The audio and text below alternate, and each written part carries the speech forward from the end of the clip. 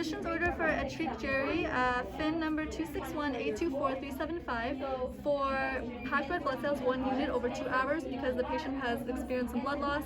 And I'm also going to look at the general orders and the orders for today and now, and it's been double-sided by a transcriber and reviewer, so we can start the process. So, okay.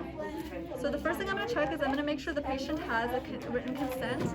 And I see right here, Etrique Jerry, fin number 261, what is the physician's order? Yeah, 261-824-375 in the patient's chart, and it's been signed at the appropriate date by the patient and by the witness, so the patient has written consent for this procedure.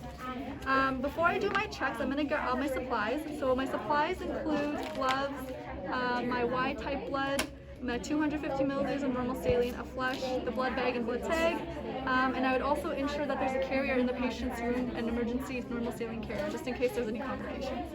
So for all my checks, I'm going to have another nurse with me, but for the sake of the demo, she's not here, so I'll just pretend like there's a nurse here. So the first one I'm going to do is record of transfusion to the patient demographic, and I'll have the record of transfusion. So we have Etrique Jerry, ATRIQUEJERRY, fin number MB 261824375. Okay, that's confirmed, so that's good. That's the first check. The second check I'm going to do is the record of transfusion to the blood tag. So the second nurse will have the blood tag. So Etrique Jerry, ATRIQUEJERRY, fin number MB 261824375. She confirms. Patient is getting AB positive. The patient's blood group is AB positive, and he will be getting AB positive, and those two are compatible, which is good. And the donation number is C051008900445. Y in a box. She confirms that's right. Okay. So the record of transfusion is good. So now we have to compare. The third check is going to compare the blood tag to the blood bag. So I'll have the blood tag, and she'll have the blood bag. So Etrique Jerry, the donation number is C051008900445. Y in a box. And the patient is getting AB positive blood, which is what we have here, as well as the patient is getting red blood cells leukocyte reduced, which is what it says, and the blood bag is not expired. It expires a month from today. And I'm checking the blood for any abnormalities. I don't see anything, no sedimentation, no weird colors, no blood clots, and the blood bag is not perforated or messed up in any way. Okay, so I have this. And I basically have done my 3 checks, so I can go into the patient's room to start the procedure. But first, before I go in, I'm just going to prime my tubing with my normal saline first. I'm going to wash my hands.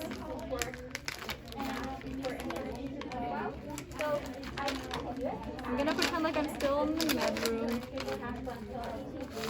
And I'm going to use something that's hanging.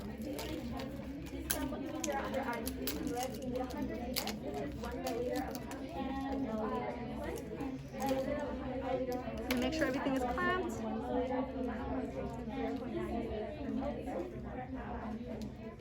I looked at the I'm going to do my first check, and I have my insulin and I have my normal food.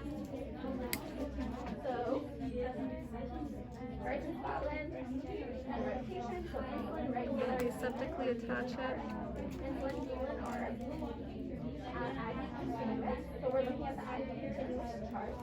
Okay, I'm just going to find somewhere to hang it. This is 150 milliliter insulin, 75 milliliter. I'm also just going to check the right medication again. So insulin units are, insulin units are, insulin units are. The diluent is 100 milliliters normal saline. I have 100 milliliters normal saline. I'm just going to let it run. Also not expired. I said we're going to get continuous insulin, continuous IV. We're looking at continuous IV. At 2 units higher, I checked that already, and that's okay. And you're getting it today and now, and you're drawing it up today and now.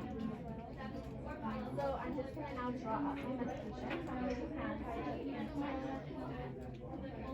Okay, so it's been done. Now I just gotta fill this chamber halfway with normal saline just to ensure that when the blood goes into it, it doesn't break it apart or anything. So I'm just gonna close that. I'm just going to And make sure that they are intact packages. So I need 1 milliliter. I'll put this down for 30 seconds. Let me start the 15.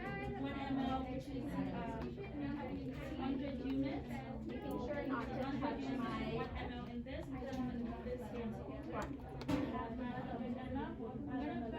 I'm gonna lightly squeeze normal saline. So making sure the fingers are sterile.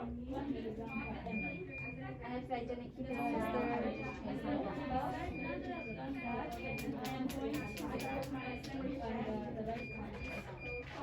Okay, so it's halfway there. The chamber's filled halfway, so that's good. So I'm just gonna close it off. Okay, so now that this is ready, I'm gonna go into the patient's room. I'm gonna just put this on the patient's bedside as I'm like taking care of everything.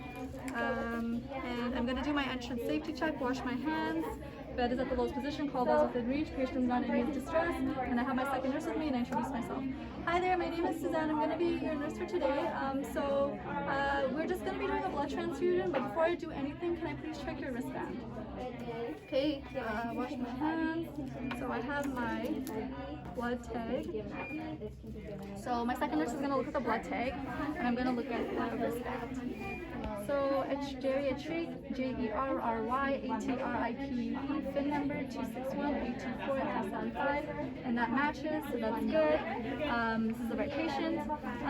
Jerry, can you please tell me your first and last name and spell it out for me? The patient does it. And can you tell me your date of birth? Good. Can you tell me your FIN number? No. Okay. Do you have any allergies? No. Good.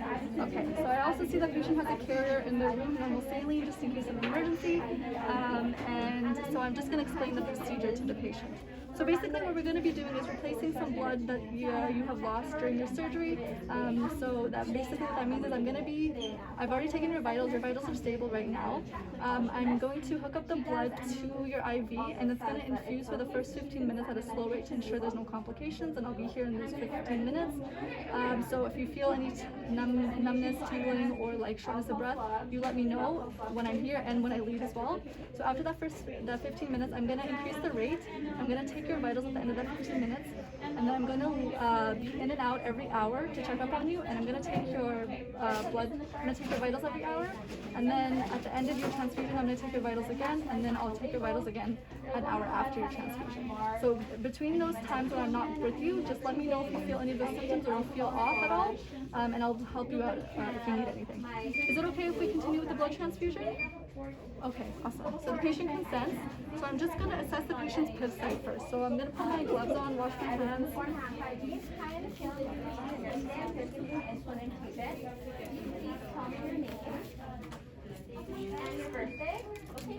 I see the IV site. I don't see any complications with it at all.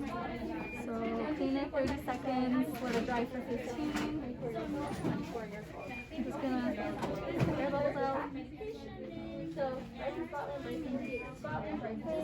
316. Alright, it's patent. I don't feel any resistance at all. Throw that in the bin. Okay. Alright, now I'm going to attach the blood bags to the line.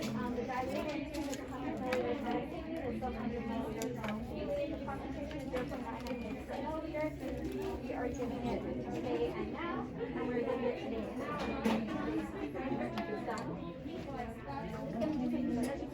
So this is insulin infusion. It is for your blood sugar levels that have been really high. Your doctor ordered it bring down. There is a range that wants your blood sugar level is, so I will be monitoring your The cap is still on, it's still set, aseptic. You don't want it to go too low though, so make sure you let me know if you have any signs of sweating, if your hungry all of a sudden, if your tremors, palpitations, let me know.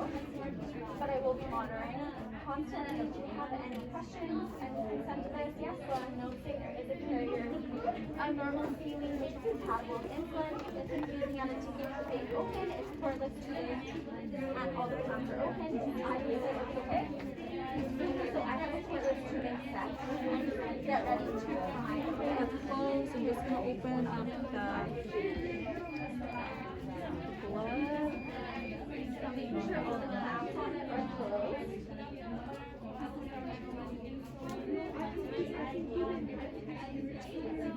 Okay, I'm just gonna wait until. And this is a sterile test. Okay, so all the constant ones. So I'm just going to type it using aseptic technique. So for the first 15 minutes while I'm here, it's going to be running at 50 cc's per hour with a volume of 358. And then after that 15 minutes, I'm going to change the rate to 197 cc's per hour.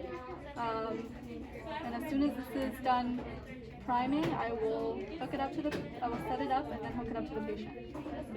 Okay, I see the line getting red.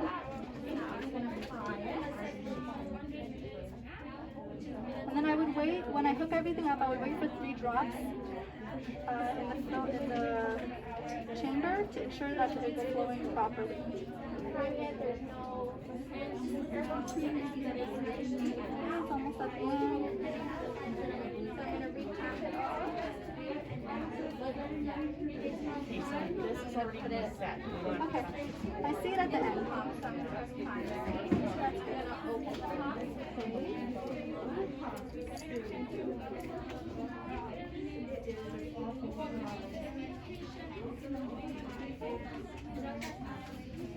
Okay, so I'm just going to go to the primary.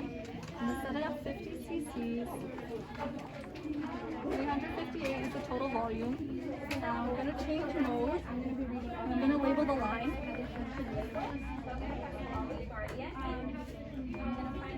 Okay, select. I'm going to go down. RBC. Good. Okay.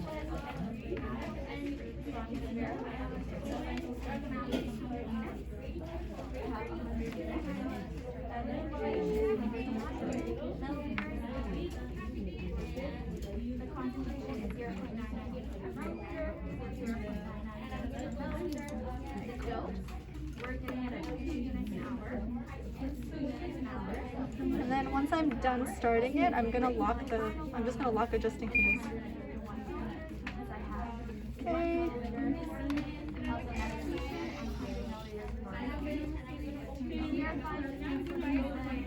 Now I'm going to get my second nurse and do an independent signs afterwards. Confirm primary. I'm gonna clean my port and attach it. I haven't started it just yet, so let's open it, clean it, 30 seconds, let it dry for 15. So for the sake of the demo, I'm not going to open the clamps, but you would open the clamps just to ensure that the blood flows, but we don't want to overfill Jake. Okay, so I've attached it. Okay, the clamps would all be open. The normal saline one would be closed, and I would start. Okay, and I would wait for the first 3 drops, so let's say I saw it, and then I would chart my cumulative blood chart sheet, all the vitals, and I would stay with the patient for the first 15 minutes to ensure there's no complications. Thank you.